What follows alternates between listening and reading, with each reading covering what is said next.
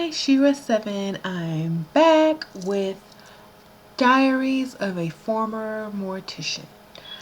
I have some good stories for you today, some gross stories as usual.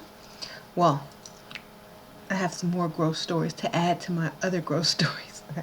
Hey, y'all, check out my bracelets. Isn't that cool? Skulls and then the skull ring. I love this. Okay, so I'm going to start off by showing y'all some cool stuff, okay? Well, like just one thing and some pictures. This is called a casket key.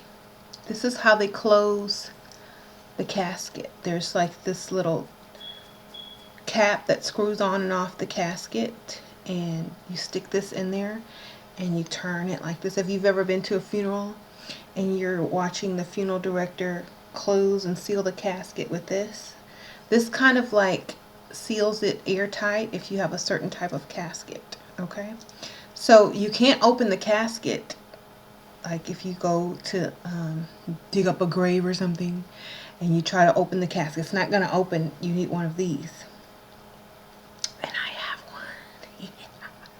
Anyway, so enough of that. Okay, so I'm going to show you some pictures of one of the funeral homes I used to work at, and it's probably changed by now, and all of the deceased are, you know, their faces aren't showing or nothing, but I only have one picture anyway. So let me see if y'all can see this.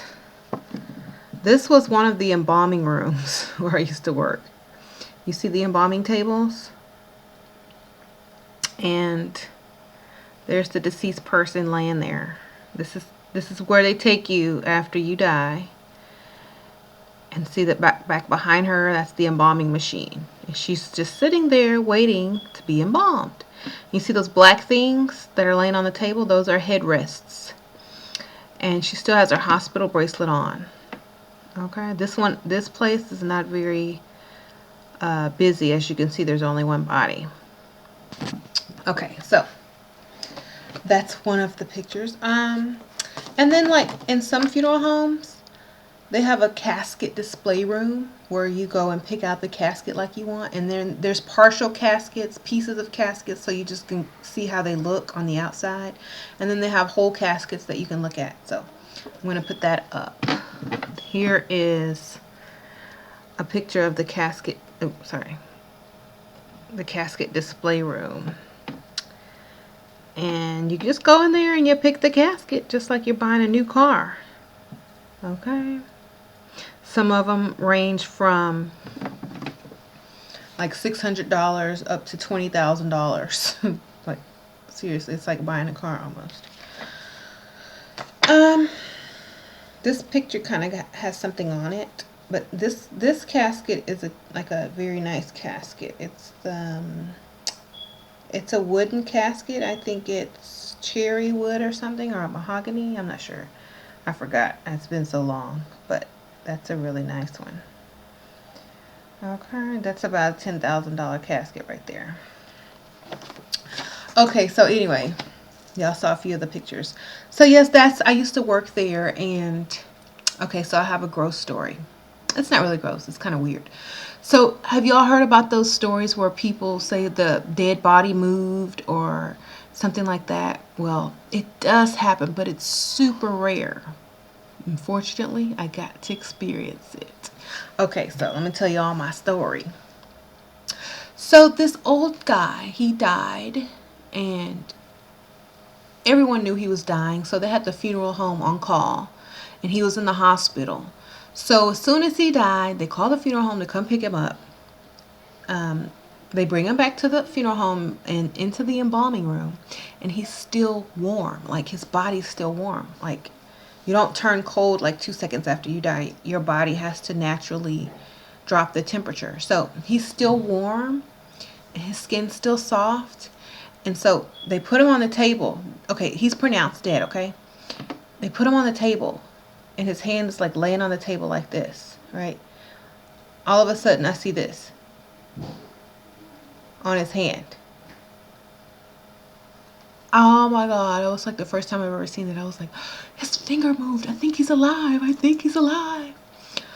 But then they're like, oh no, sometimes that happens. Like it's, their muscles are just contracting and da da da da da.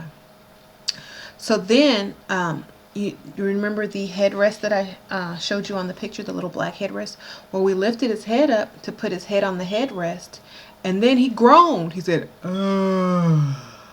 And I'm like, what the? I'm still new at this. I'm like, what the heck? And they said, oh, that's just the air escaping from his lungs and vibrating his vocal cords. He's gone. Don't worry. He's not. I was afraid to embalm him. I'm like, I'm not cutting him. I'm not touching him. I'm not embalming him. You make the first cut because I don't want to go. I don't want to murder anybody. So they were like laughing at me because they were experienced in the field so long, and they were just laughing at me because, I mean, first of all, this dude went like this and moved his finger, and then he groaned. I'm not cutting no one's dick that just did that. Okay, I will leave him here for like a couple of hours, and if he doesn't come back to life, then I will embalm him. They wanted to embalm him right away. I'm like, no, y'all go ahead. I will watch. Okay. So, okay, then my next story. Okay, this one's gross. Okay, this is why I do not want to get embalmed, y'all. One of the number one things an embalmer must remember to always do during the embalming process is to plug every cavity in the body. Do I need to repeat that? They have like this cotton, and they take these long tweezers. I forgot the name of them. It's been so long. Anyway, they take like a bunch of cotton and they shove cotton in every body orifice of your body. And y'all know what I'm talking about. Do I need to go into detail? Okay, I will. So, say the body's all embalmed and everything. Now we have to plug the cavity. So they take some cotton and they stick pieces up your nose. Sometimes they stick it in your ears, but not always. They open your mouth and they stick it all the way down your throat so nothing comes out. And then they lift your leg. And guess where that cotton is going next? Females, goes there too. And in the back, the front and the back. Males, goes in your back. So if you've never been anally penetrated as a male, you will be as a deceased male. Okay? So you can't escape it. I'm not playing. Okay? I'm dead serious. You don't want your anus being violated, do not get embalmed. I know some of y'all don't know this or didn't know this, and now you're thinking about what happened to your loved one. Yes, that happened. If you got them embalmed, that's what happened. Okay? Cremation for me. Okay? Now, so yes, you have to pack all the body orifices because the bodily functions will continue with muscle spasms and chemical changes in the body. So they will start to excrete if the body cavities aren't plugged with cotton or, and stuff like that. So, they even have new inventions that they create especially for the funeral industry. They're called, I don't even want to get into this because it's so nasty. They make these plugs now. Instead of using cotton, they just put a plug in you. Okay? Yes. And I'm not joking. You can look it up. Okay? So that's the only part of embalming that I did not like. I could do all the other gross stuff, but I did not like, lifting up this person and just, going to work on them. I felt like I was doing something wrong. Okay. Enough of that one. Okay, so I have one more story, and then I'm going to close out this vlog. It's going to be a pretty short story. So, my next story is... Oh, okay. There's this funeral director. Okay, this is nasty.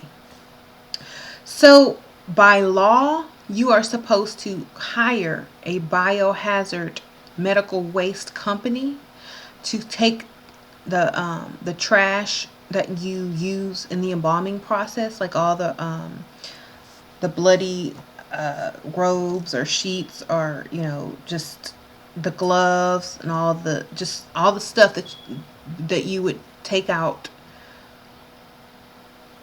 of a medical facility, like dried blood on clothes, if the person had a lot of blood in their clothes when they died. Sometimes, like when they clean up the embalming table, their blood spills on the floor and they have to get it up with napkins or something. I don't know. It's kind of disgusting, but the gloves that you wear, the needles and knives and scalpels and all that stuff you use. Okay, so this funeral home was cutting corners and they were putting it in the regular garbage can dumpster behind their building, which was in a shopping center. And so, like during the summertime, that garbage would start to stink so bad, like dead body, that people would start to complain about the smell, and um, they got reported and they got like a big huge fine, and they had to pay. They eventually closed down because they weren't up on the up and up. But yeah, you have to use a medical waste facility company to take out your medical waste. You cannot dump it in the dumpster, okay? That's just gross. You're spreading disease, you're spreading germs, you're spreading stank. Okay, and even in the embalming room, there's two different pipes for the plumbing. One takes your medical waste out, and the other one is like the regular water that's recycled. So you even have to have that like built into your facility if you ever build a funeral home. Yes. So you'll have to remember that if y'all are going to be future morticians, okay? And also, um, you know, the embalming process to me, it's more for the family. Like they want to see you looking like you look again and say goodbye for the last time. So, they want you looking nice in the casket. They want to make you look presentable. But I would really suggest cremation because of that process is so violating. And also, like, never, never, never, never ask to watch your loved one be embalmed. You will not ever forget that. Do not do it, okay? All right.